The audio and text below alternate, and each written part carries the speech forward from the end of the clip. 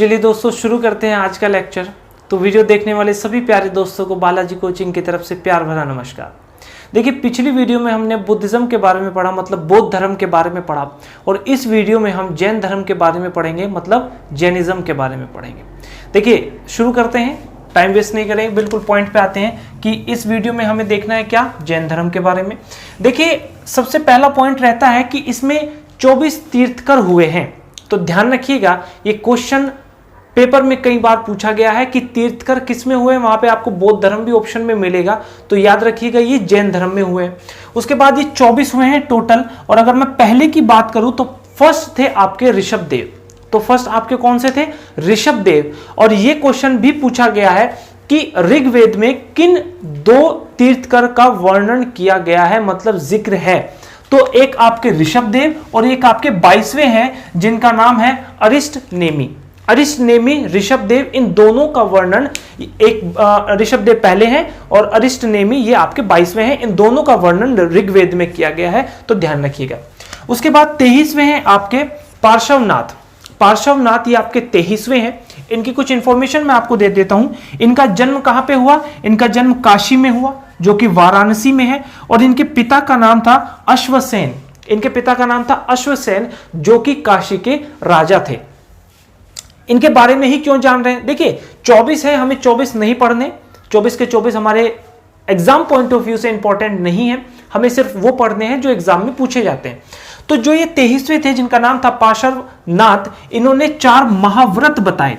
और वे 4 महाव्रत कौन कौन से थे, सत्य, सत्य का मतलब हमेशा सच बोलना, अहिंसा, अहिंसा का मतलब लड़ाई झगड़ा ना करना, अस्त्य, अस्त्य का मतलब होता है एक तरीके से चोरी ना करना, और अपरिग्रह, अपरिग्रह का मतलब होता है आपका प्रॉपर्टी ना रखना। तो ये चारों की चारों बातें, चारों के चारों महाव्रत, एक तरीके से ये एक 4 बातें थी जिन पे जो इस धर्म को मानते थे उन्हें इन 4 बातों पे अमल करना होता था। तो ये किसने बताई, आपकी पार्श्वनाथ जी ने बताई। उसके बाद 24वें थे जिनका नाम था महावीर स्वामी। ये कई बार पेपर में पूछा गया है, ये 24वें भी है और ये अंतिम भी है, मैंने यहां पे लिखा हुआ है, लास्ट भी यही है, तो ध्यान रखिएगा। इनके बारे में भी डिटेल से बात होगी। और देखिए जो 4 महाव्रत आपके पार्श्वनाथ ने दिए थे, तो जो महावीर स्वामी थे इन्होंने 5वां ऐड किया था। इन्होंने 4 दिए थे, 5वां इन्होंने ऐड किया था जो था ब्रह्मचर्य। ब्रह्मचर्य 5वां किसने ऐड किया था, ये आपका महावीर स्वामी ने ऐड किया था। तो इन सारी बातों को उतारिए, उन बातों को अब और आगे बढ़ाते हैं। अब हम जानेंगे महावीर स्वामी के बारे में। चलिए दोस्तों बातों को आगे बढ़ाते हैं। अभी मैंने आपसे बताया कि 24वें हमारे महावीर स्वामी ये हमारे अंतिम तीर्थ कर रहे हैं, तो इनके बारे में हमें थोड़ा डीपली पढ़ना पड़ेगा क्योंकि एग्जाम में पूछा जाता है। देखिए अगर मैं बात करूं इनके जन्म की, तो इनका बर्थ कब हुआ, 540 बीसी में। कहां पर हुआ, कुंडग्राम वैशाली। कुंडग्राम वैशाली में इनका जन्म हुआ, कई बार पेपर में पूछा गया है। बचपन का नाम इनका बचपन का नाम था वर्धमान। पिता का नाम सिद्धार्थ, माता का नाम त्रिशला, पत्नी का नाम यशोदा, पुत्री का नाम प्रियदर्शनी। कई बार पेपर में पूछा गया है तो याद रखिएगा। तो पुत्री का नाम प्रियदर्शनी और इनका दामाद का नाम था जामिल। ये इंपॉर्टेंट क्यों है, क्योंकि जो इनका दामाद था वही इनका प्रथम मतलब पहला शिष्य भी था। तो जामिल इनका महावीर स्वामी जी का पहला शिष्य भी था। और इन्होंने घर त्यागा किस उम्र में, इन्होंने 30 साल की उम्र में घर को त्याग दिया। अब इन्हीं के बारे में बातों को और कंटिन्यू करेंगे, इसका एक स्क्रीनशॉट लीजिए, बातें आगे बढ़ाते हैं। चलिए दोस्तों बातों को आगे बढ़ाते हैं। तो अभी हमने जाना कि महावीर स्वामी ने 30 साल की आयु में अपना घर त्याग दिया था। अब देखिए इन्हीं बातों को आगे बढ़ाएं तो 12 साल की घोर तपस्या की इन्होंने, और घोर तपस्या करने के बाद 12 साल की इनको जो है महाज्ञान की प्राप्ति हुई। अब देखिए ये जो महाज्ञान की प्राप्ति हुई, कभी कभी क्वेश्चन पेपर में पूछता रहता है कि ये प्राप्ति कहां पे हुई, किस नदी के तट पर हुई। तो इनको जो प्राप्ति हुई थी वो गांव था जुम्बिका गांव, और जो नदी के तट पर हुई वो नदी थी आपकी ऋजुपालिका नदी। उसके बाद प्राचीन काल में जैन धर्म का केंद्र मथुरा को कहा जाता था। तो ध्यान रखिएगा, कई बार पेपर में पूछा गया है क्वेश्चन। इनकी जो भाषा थी, इनकी भाषा थी आपकी प्राकृत। देखिए पाली जो है बौद्ध धर्म की थी और प्राकृत जो है जैन धर्म की है। उसके बाद मगध में जैन धर्म का प्रचार करने के लिए इन्होंने 11 शिष्यों को नियुक्त किया, जिनको कहा जाता था गणधर। ध्यान रखिएगा, पेपर में कई बार पूछा गया है। तो गणधर, इन्होंने जो 11 शिष्य नियुक्त किए थे प्रचार करने के लिए, उनको कहा जाता था गणधर। देखिए आर्य सुधर्मा महावीर की मृत्यु के बाद जीवित एक लौते गणधर थे ये। तो जब मतलब जो आपके महावीर थे वो मरे, तो उनके मरने के बाद जो गणधर बचे वो जीवित जो रहे, उनका नाम था सुधर्मा। उसके बाद ये जो सुधर्मा थे, ये फर्स्ट चेयरमैन ऑफ जैन धर्म के, मतलब जैन जो धर्म की जो यूनियन थी, सभा थी, जैन सभा, उसके जो है फर्स्ट चेयरमैन भी यही थे।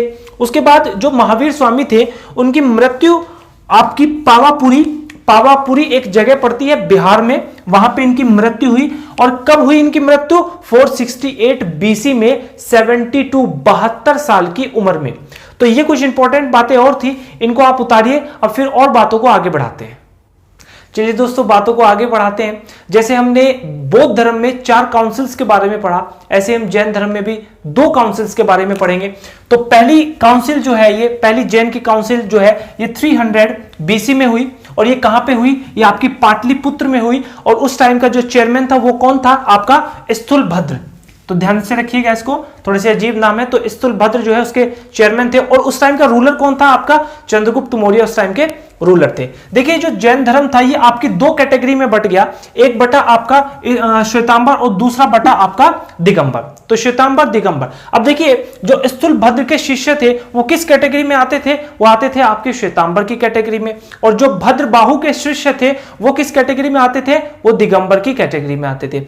अब देखिए, इन दोनों में डिफरेंस क्या था? बहुत ही ये काफी बार पूछा जाता है एग्जाम में। जो श्वेतांबर वाले लोग थे वो सफेद कपड़ों को पहनते थे, और जो दिगंबर के लोग थे वो कपड़े नहीं पहनते थे, मतलब नग्न अवस्था में रहते थे। उसके बाद ये महावीर की शिक्षा को मानते थे और ये लोग नहीं मानते थे। तो ये 2 डिफरेंस है, मेन एग्जाम में पूछा जाता है, तो ये आपको पता होना चाहिए। अब देखिए, सेकंड काउंसिल के बारे में अगर हम बात करें तो ये सेकंड काउंसिल हुई आपकी 513 एडी में। ध्यान रखिएगा, ये बीसी है और ये एडी है। इन दोनों में डिफरेंस क्या होता है ये बात मैं आपको इंट्रोडक्शन वीडियो में बता चुका हूं। अब देखिए, जो ये 513 एडी में हुई, जगह कौन सी जगह थी? वो थी आपकी वल्लभी, गुजरात में पड़ता है वो जगह थी। और चेयरमैन कौन था उसका? देवद्री क्षमा श्रवण उसका चेयरमैन था। अब देखिए, जो जैसे हमने बौद्ध धर्म में त्रिरत्न पढ़े, ऐसे ही जैन धर्म में भी त्रिरत्न है हमारे। तो इनको देखते हैं। देखिए, ये बहुत इंपॉर्टेंट है, कई बार पेपर में पूछे गए हैं, तो इनको आप ध्यान से करिएगा। तो पहला है आपका सम्यक दर्शन। सम्यक दर्शन पहला है आपका, सम्यक ज्ञान और सम्यक आचरण ये आपका तीसरा है। ये 3 है, ये काफी इंपॉर्टेंट है। तो ये आपका कंप्लीट होता है आज जैन धर्म। और अगर आपको वीडियो अच्छी लगी हो तो इसको आप शेयर कीजिए। अगर आप हमारे चैनल पे नए हैं तो सब्सक्राइब कीजिए। तो आज के लिए इतना ही, मिलते हैं अगली वीडियो में। बहुत बहुत धन्यवाद।